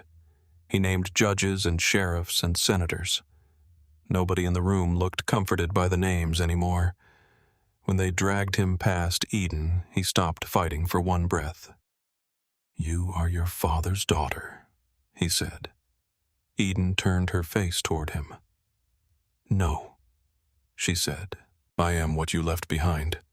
They took him away. The room emptied slowly. Outside, dawn reached the lake. Eden could not see the water turning silver, but she felt the light warm the glass. She heard birds beginning in the trees, small throats opening to a morning that did not care what men had done in the dark. Her arm throbbed. Caleb came to her side. Let me see. This time Eden gave him her wounded arm. His touch was careful, almost reverent. He wrapped the wound with a strip torn from his own shirt until Marcus returned with a medical kit. Caleb's hands did not shake, but his breathing betrayed him. You were hit, he said. I noticed. His mouth tightened. That was almost a joke. It was a joke. You need better timing. I was recently shot. A sound left him. Half laugh, half broken prayer. He pressed the bandage gently. I thought he had you. Eden listened to the truth beneath the words. I know. I cannot do that again. Yes, you can. He looked at her. She touched his wrist. Fear does not get to make your choices either. Caleb closed his eyes briefly. Behind them, Marcus cleared his throat. Estate is secure. Our people control the gate and the lake road. Crane's network is collapsing fast. Chicago crews are waiting for your call. Caleb looked at Eden. Not for permission exactly. For partnership. Eden felt the shape of that gaze even without sight. She said, no more fires where families live. No more public streets. No more bodies left for children to find. Marcus glanced at Caleb. Caleb said, You heard her. Marcus nodded. Yes. He walked away to make the calls. Eden let out a slow breath.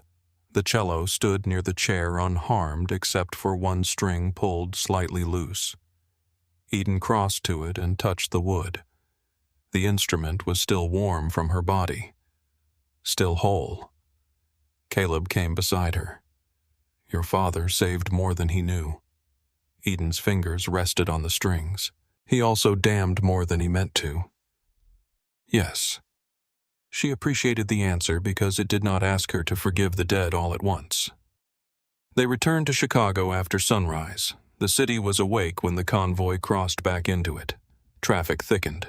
People carried coffee, walked dogs, opened shops, cursed at red lights, and stepped around puddles in shoes too thin for the weather. Ordinary life. Stubborn life. The kind Eden's father had wanted for her. The kind Caleb had tried to buy from the shadows. The kind neither of them could fully enter anymore. At the penthouse, the broken glass had been cleared. The blood was gone from the marble. The furniture had been replaced or removed. It looked almost untouched, which Eden found more disturbing than the damage. A room could hide violence faster than a person could. Caleb stood near the windows while Marcus gave the final reports. Crane assets seized, his men scattered, his judges silent, his deputies exposed, his sons detained by people they could not buy quickly enough. Owen Pierce alive for now, though no longer useful. When Marcus left Eden and Caleb remained alone, the silence between them was different now. Not safe. Never safe, but honest. Eden stood with her cane in one hand and her injured arm bandaged beneath a clean black sleeve. Her cello rested open near the window. The city hummed far below. Caleb said, "What happens now?" Eden smiled faintly. "You ask that like the answer belongs to me. I am trying." "I know." He turned toward her. "I meant what I said at the estate. You said many things, when Victor asked if I let you decide." Eden's grip softened on the cane. Caleb continued, "I spent 10 years thinking protection meant standing between you and the world. And now I think maybe I was standing in your way." The words touched something deep, but Eden did not rush to comfort him. She had spent too much of her life managing rooms full of men and their regret. "Sometimes you were," she said. Caleb nodded. "Then move me." She stepped closer. Her cane touched his shoe. "That is not how this works." No. I do not move you. You move yourself." He was quiet for a moment. Then softly, "And if I fail?" Eden lifted her hand and found the side of his face. The cut on his cheek had been cleaned. His skin was warm beneath her fingers. "Then I remind you." His hand rose slow enough for her to refuse. She did not. His fingers settled lightly over hers. "You terrify me," he said. "Good. That is not the answer most women want. I am not most women." "No," Caleb whispered. "You are not." He leaned closer, stopping just before their mouths touched, a question in the space between them. Eden answered by closing it. The kiss was not gentle in the way safe things were gentle. It was careful. That was different. Caleb kissed like a man holding fire in both hands, afraid to smother it, afraid to be burned, unable to let go. Eden kissed him back with the grief of 10 stolen years, the anger of every locked door, the hunger of a woman who had been mistaken for fragile and had survived it. When they parted, the city was still below them, still dangerous, still theirs to face. Eden rested her forehead near his. "My father called me Wren because he thought I sounded like a bird." Caleb's thumb moved once along her hand. "Yes." "But wrens do not just sing," she said. "They survive winters. They build nests in impossible places. They are small enough to be overlooked and loud enough to fill a forest." Caleb smiled against her hair. "I should warn the city." Eden turned toward the window, toward Chicago, toward every secret still breathing beneath its streets. It already heard me. By nightfall, whispers moved through every back room, private club, union office, courthouse, hallway, and lakeside estate from Chicago to Wisconsin. Victor Crane had fallen. Caleb Stone had not. But the story men told was not about Caleb's guns or Marcus Reed's crews or the money that vanished before sunrise. They spoke of music, of a blind cellist who walked into a mafia war carrying a song her father had written in code, of a woman who stood before the man who ruined her life and took his empire apart one note at a time, of Eden Hart, the girl nobody saw coming. And in a city ruled by men who trusted bullets more than truth, the most dangerous sound in Chicago became the opening note of the Wren Concerto.